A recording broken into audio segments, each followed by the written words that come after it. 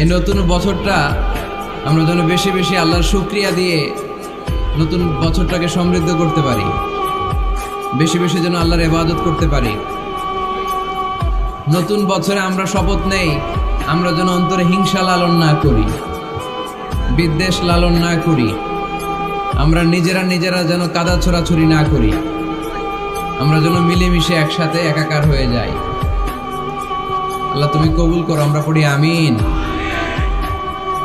60টা জিনিস মানুষ মরে যাওয়ার পরে তার কবরে পৌঁছতে থাকে।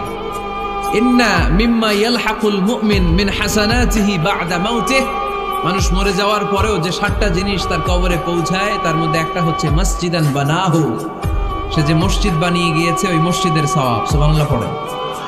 আপনি টাকা দিয়ে মসজিদ বানিয়ে দিলেন, ওই মসজিদে মুসল্লিরা নামাজ পড়ে, রোজাদাররা এসে ওখানে ইফতার খায়, তাহাজ্জুদ আদায়কারীরা তাহাজ্জুদ পড়ে, তাদের সওয়াবের কমতি হবে না, কিন্তু তাদের সওয়াবের একটা পার্সেন্টেজ সওয়াব যে ব্যক্তি মসজিদ বানালো তার আমলনামায় আল্লাহ ঢুকিয়ে দেয়। সুবহানাল্লাহ বলতে পারলেন না?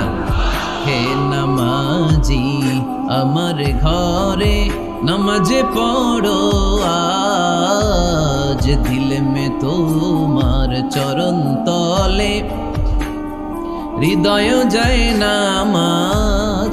হে নামাজি আমার ঘরে নামাজ পড়ো আজ, দিল মে তোমার চরণ তলে হৃদয় যায় নামাজ। পড়েন আল্লাহু আকবার।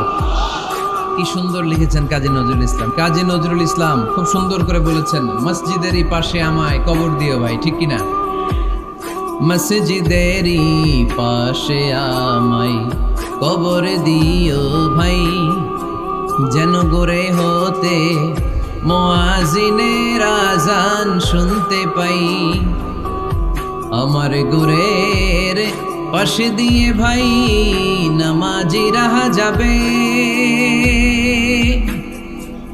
পবিত্র সেই পায়ের ধ্বনি এ বান্দা শুনতে পাবে।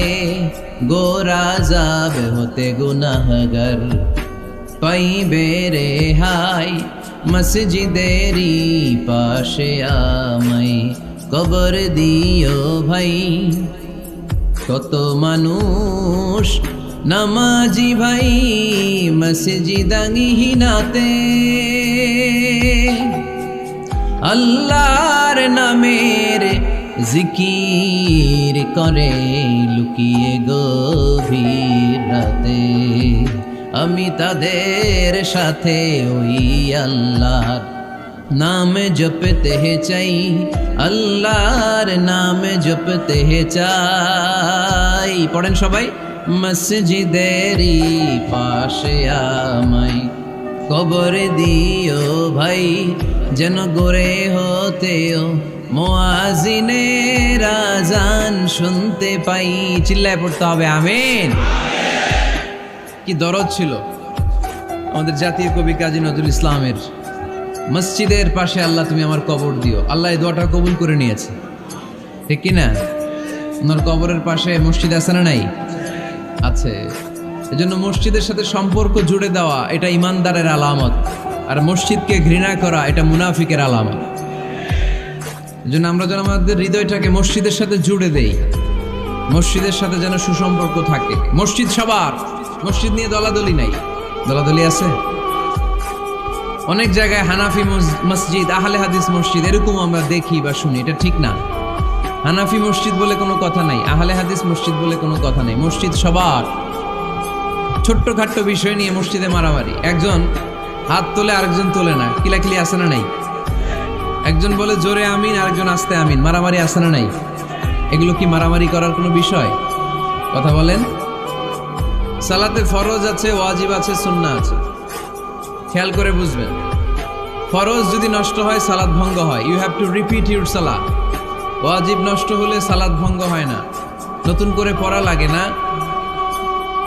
সেজদায় সাহু দিলেই সালাত আদায় হয়ে যায়। আর সুন্নাহ নষ্ট হলে নামাজ নষ্টও হয় না, নতুন করে পড়াও লাগে না, সৌ সেজদাও লাগে না, নামাজ আদায় হয়ে যায় সুন্নাহ নষ্ট হলে। এই যে হাত তোলা না তোলা এটা সুন্নাহ, আমিন জোরে বলা না বলা এটা কি সুন্নাহ। যেটা কোনো কারণে কেউ না করলেও তার নামাজ কবুল করে নিবে কে? আর এই সব সুন্নত লয়ে আমগো দেশে গিলাগিলি, মৌলভীবাজারে মাশাআল্লাহ এগুলা নাই, এখানেও আছে। এগুলার অবসান ঘটুক, আমরা চাই কি চাই না? আর কত এই ছোটখাটো বিষয় নিয়ে আমরা এই বিভেদের প্রাচীর আর দেয়ালকে উঁচু করব আমাদের মাঝখানে? কবে আমরা ঐক্যের সিন্ডিকেট করব? কবে? আর কবে সাদা মনের মানুষ হব? কবে? আর কত? অনেক হয়েছে, আর না, এবার থামেন। বিভেদের প্রাচীরকে ভেঙে চুড়িয়ে দেন। ঐক্যের এমন সিন্ডিকেট গড়তে হবে যাতে কোনো অপশক্তি এই ঐক্যকে ভাঙতে না পারে, বানচাল করতে না পারে। চিল্লায় বলেন ঠিক কিনা? এজন্য মিউচুয়াল রেসপেক্টের দরকার, পারস্পরিক শ্রদ্ধাবোধ সব ক্ষেত্রে, রাজনীতিতে, সামাজিক অ্যাক্টিভিটিসে আমাদের আলেম ওলামাদের মধ্যে পারস্পরিক শ্রদ্ধাবোধের দরকার, মিউচুয়াল রেসপেক্ট। কেউ কাউরে রেসপেক্ট করে না, আমি যেটা বুঝছি এটাই সব, বাকি সব হারাম, এরকম বলে না অনেকে? এরকম যেন না করি। তাহলে মসজিদ সবার, মসজিদ আল্লাহর হাবিব সাল্লাল্লাহু আলাইহি ওয়াসাল্লাম খ্রিস্টানদেরকে মসজিদে ঢুকতে দিয়েছেন, আর আমরা মুসলমান ভাইয়ের জন্য মসজিদে তালা ঝুলাই দেই, আছে না নাই? আল্লাহর হাবিব সাল্লাল্লাহু আলাইহি ওয়াসাল্লাম কোথাও গেলেই প্রথমে মসজিদ বানাতেন। কি বানাতেন? মসজিদ বানাতেন। মক্কা থেকে হিজরত করে মদিনায় আসলেন, কোবায় থাকলেন কয়েক সপ্তাহ। কোবা পল্লীতে তিনি মসজিদ বানালেন, মসজিদ কোবা। ওখানে প্রতি শনিবার কেউ যদি ওযু করে ওখানে যে 2 রাকাত নামাজ পড়ে, একটা কবুল উমরার সওয়াব আল্লাহ তাআলা তার আমলনামায় দিয়ে দেয়।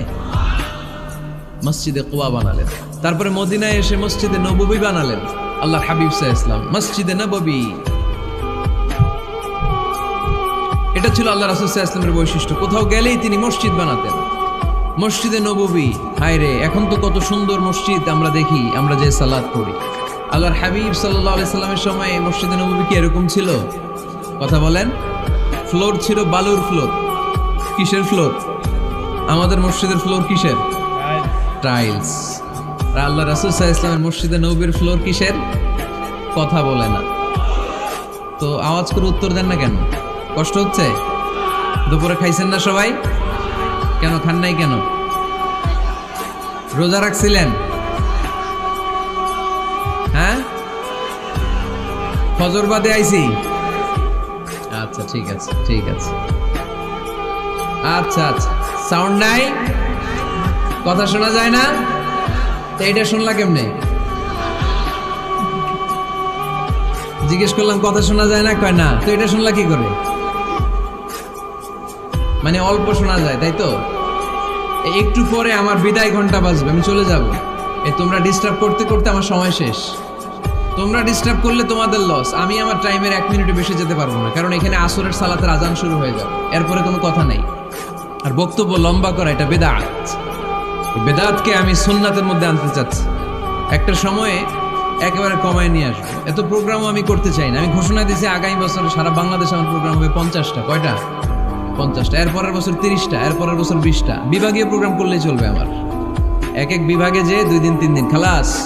এত দরকার নেই, এত লম্বা চূড়ার বক্তব্যের দরকার নেই। আধা ঘন্টা চুপ করে শুনেন, কয়েকটা মেসেজ ড্রপ করি, take it with you to your home, then practise and apply in the society. নিয়ে যান, আমল করেন, সমাজে কাজে লাগান। সমাজটা আলোকিত করে দিবে কে? খুতাবুকুম তাবিলা সালাওয়াতুকুম কাসীরা। আল্লাহর হাবিব সাল্লাল্লাহু আলাইহি ওয়াসাল্লাম বললেন, কিয়ামতের একটা আলামত, কিয়ামতের আগে তোমাদের বক্তব্য হয়ে যাবে লম্বা, সালাত হয়ে যাবে খাটো। সালাতের পরে তাসবিহ পড়তে চায় না লোকজন, ব্যস্ত, মহা ব্যস্ত, সুপার বিজি। কোত্থেকে আসলে এই ব্যস্ততা? আপনি রবের সাথে মুনাজাত, না যাই ইউনাজি মুনাজাত, আপনার রবের সাথে একাকী নীরবে কথা বলতে মনে চায় না আপনার? তা তো তাড়াহুড়ো কিসের? ধীর স্থির হন, একটু স্থির হন, একটু মনোদৈহিক প্রশান্তি অর্জনের চেষ্টা করেন। সব সময় ব্যস্ত, ধাক্কাধাক্কি, উচ্ছৃঙ্খলা, এগুলো আমাদেরকে শেষ করে দিয়েছে। এজন্য লম্বা চোরা বক্তব্য ঠিক না। বক্তব্য শুনতে আমাদের ভালো লাগে, আমল করতে ভালো লাগে না। বক্তব্যটা শেষেই সিগারেট ধরায়, আছে না নাই? মাহফিল শেষেই বিড়ি ধরায়, কয় চমৎকার ওয়াজ করছে হুজুরে। ওয়াজটা সেরকম হয়েছে, অনেক কণ্ঠ সুন্দর হুজুরের। এতদিন ইউটিউবে দেখছি, আজকে সরাসরি দেখাইছি, আছে না নাই? তো কি লাভ হয়েছে? লাভটা হয়েছে কি? এই যে মাহফিল শেষে বিড়িটা ধরাইলেন আর গেলেন, কোনো লাভ হয় নাই। এগুলো থেকে বেরিয়ে আসতে হবে। বছরের পর বছর আমাদেরকে শেখানো হয়েছে একভাবে, কেউ এই পরিবর্তনের আওয়াজ তোলে নাই। আওয়াজ আপনাকে তুলতে হবে। আওয়াজ তোলার জন্য এত মানুষ লাগে না, আপনি একাই যথেষ্ট। আপনি দাঁড়ান না সামনে, দেখবেন আপনার সামনে কেউ টিকে থাকতে পারবে না, ঠিক কিনা? কিন্তু আপনার শক্ত সিদ্ধান্ত লাগবে, পরিবর্তনের জন্য শক্ত মানসিকতা লাগবে যে আমি পরিবর্তন করতে চাই। We have to change. যুগ জামানা পাল্টে দিতে চাই না অনেকজন, এক মানুষই আনতে পারে জাতির জাগরণ। এক মানুষই বিপদকালে বাঁচায় কাফেলায়, ক্ষুদ্র ডিঙ্গি বাঁচায় জাহাজ অসীম দরিয়ায়। এজন্য আপনার শক্ত সিদ্ধান্ত পারে আপনার মৌলভীবাজারটাকে দেশের শ্রেষ্ঠ জেলা, শ্রেষ্ঠ থানা হিসেবে আল্লাহর কাছে কবুল করতে, ঠিক কিনা? এজন্য লম্বা চূড়া আলোচনা ঠিক না, ছোটখাটো অল্প কয়েকটা মেসেজ নিয়ে যেতে পারলেই that's enough. One of the minor sign before the day of judgment, your Islamic lectures will be very longer and your salah 5 times a day will be shorter. কিয়ামতের আগে বক্তব্য লম্বা, নামাজ খাটো, তাসবিহ পড়ে না, ব্যস্ত, মহাব্যস্ত। এই মহাব্যস্ততা ছাড়েন, কোরআন সুন্নাহর দিকে ফিরে আসেন। বরকত দিবে কে? বিশ্বনবীর মসজিদে নববীর ফ্লোর বালুর ফ্লোর ছিল, আমাদের ফ্লোর টাইলস। আল্লাহর হাবিব সাল্লাল্লাহু আলাইহি ওয়াসাল্লামের মসজিদে বালি নিচে, এই বালিতে নামাজ পড়তেন। বৃষ্টি হলে কাদামাটি হয়ে যেত, কাদামাটিতেই সেজদা করতেন। সেজদা করলে কাদার মাটি আল্লাহর হাবিব সাল্লাল্লাহু আলাইহি ওয়াসাল্লামের নাকে আর কপালে লেগে যেত।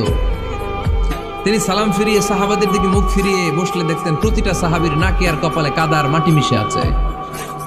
তার মানে প্রিয় নবী সাল্লাল্লাহু আলাইহি ওয়াসাল্লামের মসজিদে নববী ছিল কাঁচা, কিন্তু মুসল্লি ছিল পাকা।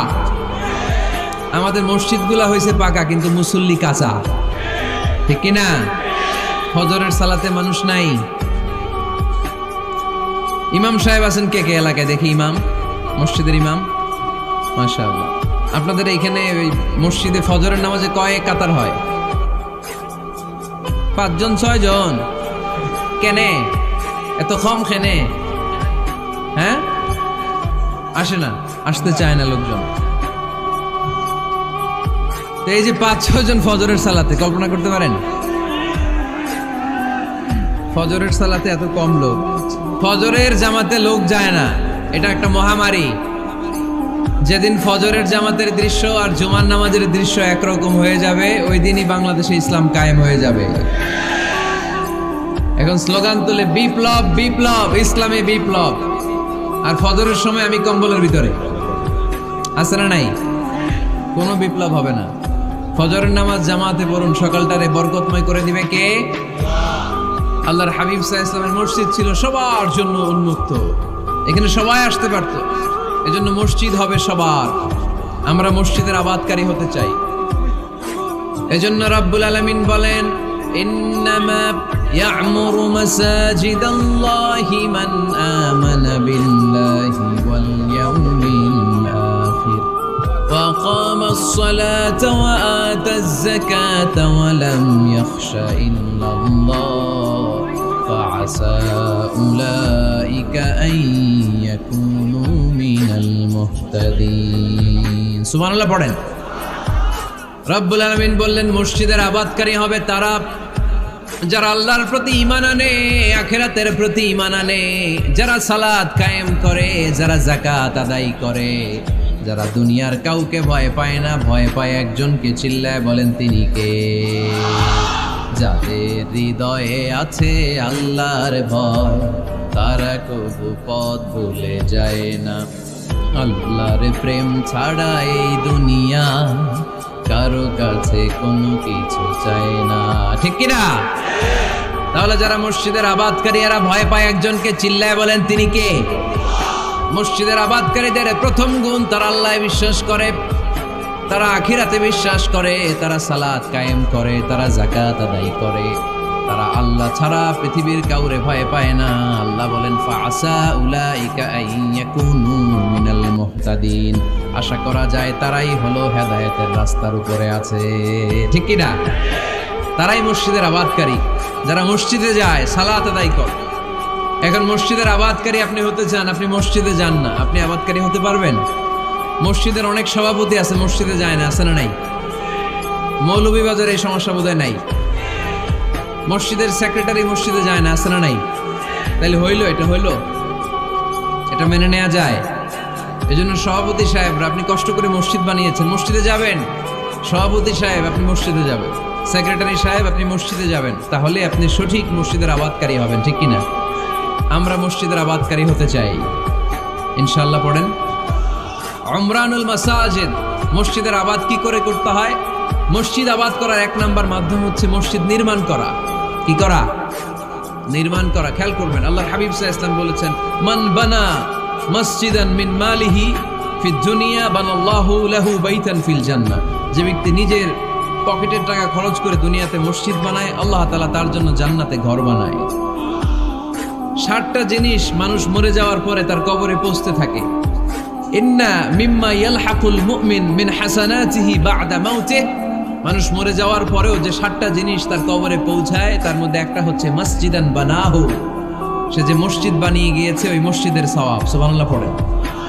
আপনি টাকা দিয়ে মসজিদ বানিয়ে দিলেন, ওই মসজিদে মুসল্লিরা নামাজ পড়ে, রোজাদাররা এসে ওখানে ইফতার খায়, তাহাজ্জুদ আদায়কারীরা তাহাজ্জুদ পড়ে, তাদের সওয়াবের কমতি হবে না, কিন্তু তাদের সওয়াবের একটা পার্সেন্টেজ সওয়াব যে ব্যক্তি মসজিদ বানালো তার আমলনামায় আল্লাহ ঢুকিয়ে দেয়। এজন্য বেশি বেশি মসজিদ বানাতে রাজি আছেন তো? তাহলে মসজিদ আবাদ করার প্রথম মাধ্যম হচ্ছে মসজিদ বানানো। 2 নাম্বার মাধ্যম হচ্ছে মসজিদে যে জামাতে সালাত আদায় করা। জামাতে সালাতুল জামাআ তাফদুলু সালাতাল ফারযি বি27 দারাজা। ঘরে নামাজ পড়লে একা একা পড়লে যেই সওয়াব, জামাতে পড়লে 27 গুণ বেশি সওয়াব। সুবহানাল্লাহ বলতে পারলেন না? হে নামাজি আমার ঘরে নামাজে পড়ো আজ, দিলে মে তোমার চরণ তলে হৃদয় যায় নামাজ। হে নামাজি আমার ঘরে নামাজে পড়ো আজ, দিলে মে তোমার চরণ তলে হৃদয় যায় নামাজ। পড়েন আল্লাহু আকবার। কি সুন্দর লিখেছেন কাজী নজরুল ইসলাম। মসজিদ কেমন যেন মসজিদ তার নিজের ভাষায় আল্লাহর কাছে কেঁদে কেঁদে ফরিয়াদ জানায়, আল্লাহ নামাজিরা আমার ঘরে আসে না, কি সুন্দর টাইলস, কি সুন্দর মুসল্লা, কি সুন্দর এয়ার কন্ডিশন, সব আছে কিন্তু মুসল্লি নাই, ঠিক কিনা? মসজিদগুলো আল্লাহর কাছে ফরিয়াদ জানায়। এজন্য আমরা যেন মসজিদমুখী হই। কি মুখী? আওয়াজ করে বলতে হবে, কি মুখী? মসজিদমুখী। তাহলে মসজিদ আবাদের 1 নাম্বার পদ্ধতি মসজিদ বানানো। 2 নাম্বার মসজিদে বেশি বেশি যে জামাতে সালাত আদায় করা। 3 নাম্বারে মসজিদের সাথে সম্পর্ক জুড়ে দেওয়া, হৃদয়টা যেন সবসময় মসজিদের সাথে লেগে থাকে। আল্লাহর হাবিব সাল্লাল্লাহু আলাইহি ওয়াসাল্লাম বললেন, সাবআতুন ইউযিল্লুহুমুল্লাহু ফি যিল্লি ইয়াওমা লা যিল্লা ইল্লা যিল্লু। 7 শ্রেণীর ব্যক্তিকে আল্লাহ তাআলা কিয়ামতের দিন আরশের নিচে ছায়া দিবে, যেদিন আল্লাহর আরশের ছায়া ছাড়া কোনো ছায়া পৃথিবীতে থাকবে না। সেই দিনটা কি এই দিনের মতো? কিয়ামতের দিনটা আজকের এই দিনের মতো হবে? 50,000 বছর হবে। এটা লেন্থ, এটা ডিউরেশন। কাআন সাফসাফা লা তারা ফিহা ইওয়াজা ওয়ালা আমতা, লেভেল প্লেইং ফিল্ড, তামার জমিন। একটু কল্পনা করেন তো ওই দিনটা কত ভয়ঙ্কর। বাবা ছেলেরে চিনবে না ওই দিন, ছেলে বাবারে চিনবে না, স্ত্রী স্বামীকে চিনবে না, স্বামী স্ত্রীকে চিনবে না, পীর সাহেব মুরিদ চিনবে না, মুরিদ পীর সাহেবকে চিনবে না, নেতা কর্মীকে চিনবে না, কর্মী নেতাকে চিনবে না। হায় হায়, ইয়া নাফসি বলে কাঁদবে। সূর্যটা মাথার কাছে চলে আসবে, সূর্যের তাপে মাথার মগজগুলো গলে গলে নাকের ছিদ্র আর কানের ছিদ্র দিয়ে টপ টপ করে বেয়ে বেয়ে পড়বে। তৃষ্ণায় মানুষগুলো পাগল পাড়া, জিহ্বাটা বের হয়ে নাভি পর্যন্ত ঝুলতে থাকবে। সেদিন সবাই পাগলের মতো ছুটতে থাকবে, কোনো ছায়া নাই আল্লাহর আরশের ছায়া ছাড়া। আল্লাহর হাবিব বললেন, 7 শ্রেণীর ব্যক্তিকে আল্লাহ তাআলা আরশের নিচে ছায়া দিবেন।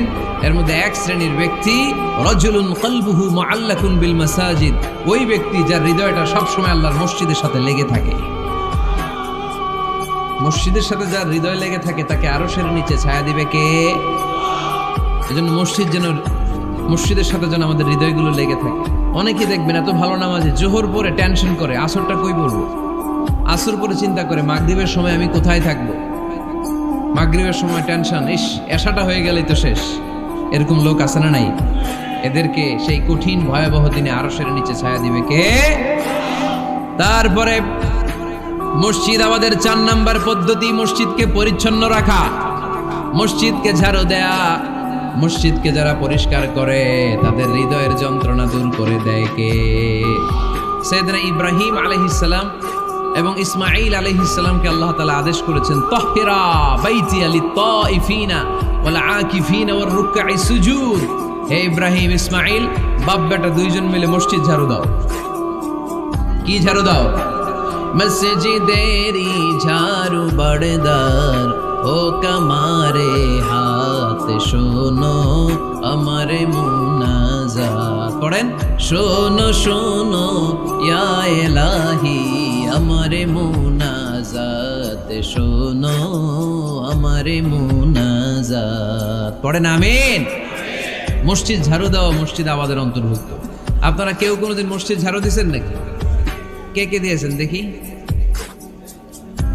সবাই সবাই মসজিদের খাদেম? মাশাআল্লাহ। আমিও দিছি মসজিদ ঝাড়ু, অনেক দিছি। মাশাআল্লাহ, আল্লাহ তুমি কবুল করো।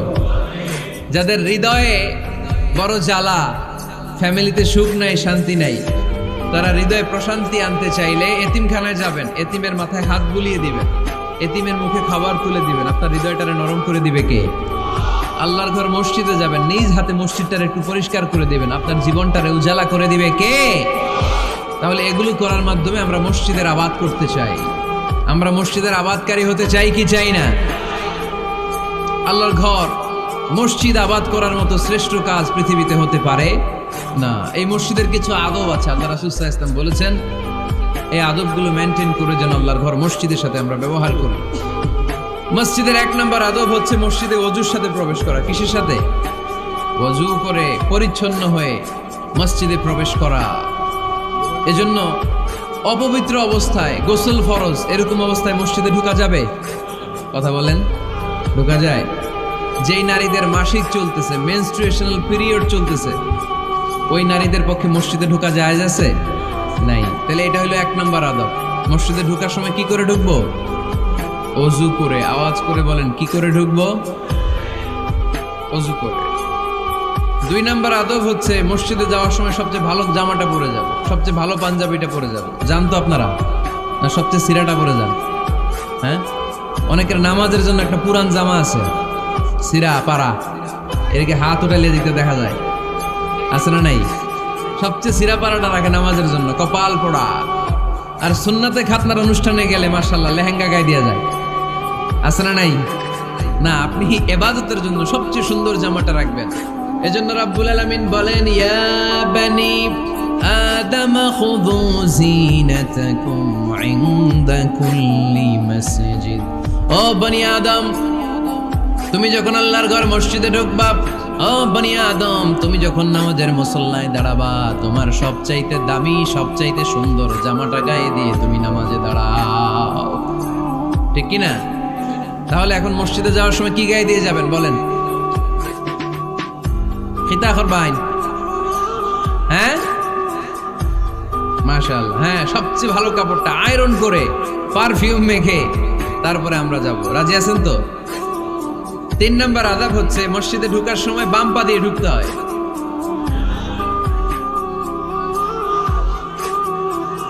কোন পা? আরো জোরে। এদেরকে গুতা মারা লাগে, নাইলে আওয়াজ বাড়ে না। এরকম ভলিউম টাইট করতে হয়, ভলিউম হাই করলে আর পরে বাড়ে, এমনি বলতে চায় না। আর ঘটনা কি? হ্যাঁ, খায় নাই।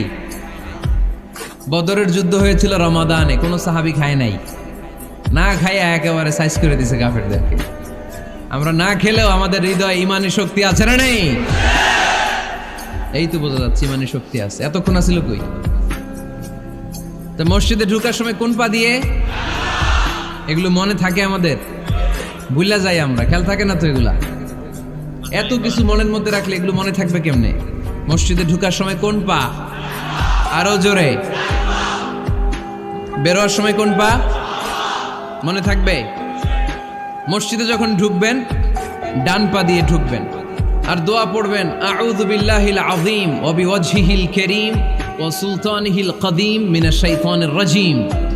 বিষ্ণু ইসলাম বললেন, যে ব্যক্তি মসজিদে ঢোকার সময় এই দোয়াটা পড়বে, শয়তান আফসোস শুরু করে। সে বলে, হায় হায়, আজকের দিনের জন্য, সারা দিনের জন্য তো তুই আমার ওয়াসওয়াসা থেকে বেঁচে গেলি। আজকের সারা দিনের জন্য তোরে আমি হারালাম, আজকের সারাটা দিন আল্লাহর পক্ষ থেকে প্রোটেকশন নিয়ে তুই বেঁচে গেলি। আজকের জন্য যা, কালকে তোরে আমি ধরবো। এজন্য এই দোয়াটা পড়ার দরকার আছে না? আউযু বিল্লাহিল আযীম ওয়া বিওয়াজহিল কারীম ওয়া সুলতানিহিল কাদীম মিনাশ শাইতানির রাজীম। 4টা বাক্যের দোয়া মুখস্থ করতে কষ্ট হলে যে ইউটিউবে চলে যাবে আজকেই, ওখান থেকে শুনে আপনারা মুখস্থ করে নেবেন, এই দোয়াটা পড়বেন। তাহলে ওই দিনের জন্য শয়তানের ওয়াসওয়াসা, টেম্পটেশন, প্রভোকেশন থেকে আপনি আল্লাহ তাআলার প্রোটেকশনে চলে গেলেন। সুবহানাল্লাহ পড়েন। তারপর আল্লাহর হাবিব বললেন, ঢোকার আগে আমারে সালাম দাও। পড়বেন, আসসালামু আলাইকা আইয়ুহান নাবিয়্যু ওয়া রাহমাতুল্লাহি ওয়া বারাকাত। এই 2টা জিনিস যখন করে ফেললেন, তখন ডান পা দিয়ে পড়বেন, আল্লাহুম্মা আফতাহ লি আবওয়াবা রাহমাতিক। সুবহানাল্লাহ পড়েন। আল্লাহুম্মা আফতাহ লি, ও আল্লাহ আমার জন্য তুমি খুলে দাও আবওয়াবা রাহমাতিক, তোমার রহমতের দরজা। তার মানে মসজিদে ঢুকলে রহমত পাওয়া যায় কি যায় না? মসজিদে ঢুকলে পাওয়া যায় রহমত। মসজিদের বাইরে রহমতের কথা আল্লাহ বলে নাই, মসজিদের ভিতরে রহমত। কোথায় রহমত? কোথায়? মসজিদের ভিতরে রহমত আছে না? তার প্রমাণ, মসজিদে ঢুকলেই শান্তি লাগে কেমন জানি, আর ঘুমে ধরে। মসজিদে ঘুমাইছেন কারা কারা দেখি? সবাই ঘুমাইছেন? আরে আমি কত ঘুমাইছি।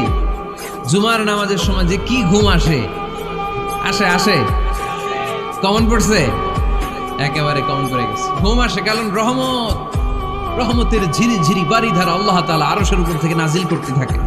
আর এই রহমতের কারণে হৃদয়টা প্রশান্ত হয়ে যায়, অনেকের ঘুমও চলে আসে, ঠিক কি না? এজন্য আল্লাহুম্মা আফতাহ লি আবওয়াবা রাহমাতিক, ও আল্লাহ তোমার রহমতের দরজাগুলো আমার জন্য খুলে দাও। এই দোয়া পড়লে রহমতের দরজা খুলে দেয় কে?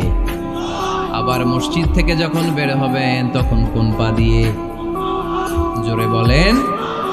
বাম পা দিয়ে কি পড়বেন? আল্লাহুম্মা ইন্নী আসআলুকা মিন ফাদলিক, ও আল্লাহ তোমার কাছে আমি তোমার পক্ষ থেকে ফদল চাই, মানে রিজিক চাই। রিজিক দেওয়ার মালিক কে? তার মানে খুব সোজা সাপটা কথা হচ্ছে, মসজিদের ভিতরে পাওয়া যায় রহমত, আর বাইরে পাওয়া যায় ফদল বা রিজিক। বাইরে পাওয়া যায় কি? রিজিক। মসজিদের ভিতরে রিজিক আছে। তার মানে সারাদিন মসজিদে বসে থাকলে রিজিক মিলবে? নামাজের সময় নামাজ পড়তে হবে, কাজের সময় কাজ করতে হবে, এটাই হচ্ছে ইসলামের বিধান। নামাজের সময় নামাজ, কাজের সময়। আমি প্রশ্ন করবো, আওয়াজ করে উত্তর দেন। নামাজের সময়, কাজের সময়, নামাজের সময়, কাজের সময়, এটা মনে থাকবে। এজন্য আল্লাহ বললেন, ফাইদা কুদিয়াতিস সালাতু ফান্তাশিরু ফিল আরদি ওয়াবতাগু মিন ফাদলিল্লাহ। যখন তোমাদের সালাত শেষ হয়ে যায়, আল্লাহর রিজিক অন্বেষণের জন্য আল্লাহর জমিনে তোমরা ছড়িয়ে যাও। নামাজের সময় আসবেন, নামাজ শেষ বের হয়ে যান। ফান্তাশিরু ফিল আরদ, জমিনে ছড়িয়ে পড়ো। নামাজ শেষ, চেয়ারম্যান সাহেব চলে যাবে ইউনিয়ন পরিষদের ভেতরে, ছাত্ররা চলে যাবে হাই স্কুলে, মেম্বার অফ দ্য পার্লামেন্ট চলে যাবে সংসদে, সেনাবাহিনীর লোকেরা চলে যাবে ক্যান্টনমেন্টে, ব্যবসায়ীরা চলে যাবে তাদের বাজারে, সিএনজি ওয়ালারা সিএনজি নিয়ে ব্যবসা শুরু করবে, রাস্তায় নেমে যাবে, চিল্লায় বলেন ঠিক কিনা? এটাই ইসলামের বিধান। নামাজের সময় নামাজ, কাজের সময়। আচ্ছা, তাহলে প্রথম সুন্নাত পেলাম, পবিত্র হয়ে ঢুকবো, ভালো জামা পরে ঢুকবো। 2 নাম্বার। 3 নাম্বার, ঢোকার সময় কোন পা, বের হওয়ার সময়। 4 নাম্বার, মসজিদে ঢুকেই 2 রাকাত। মসজিদে ঢুকে কয় রাকাত পড়েন আপনারা? তাহিয়াতুল মসজিদ। মসজিদে আপনি ওয়েলকাম জানাবেন, ঢুকেই 2 রাকাত পড়বেন, ওযু করলেই 2 রাকাত। আল্লাহর হাবিব সাল্লাল্লাহু আলাইহি ওয়াসাল্লাম মসজিদে নববীতে জুমার খুতবা দিচ্ছেন। খুতবা চলাকালীন সময়ে এক সাহাবী এসে মসজিদের মধ্যে বসে পড়লেন।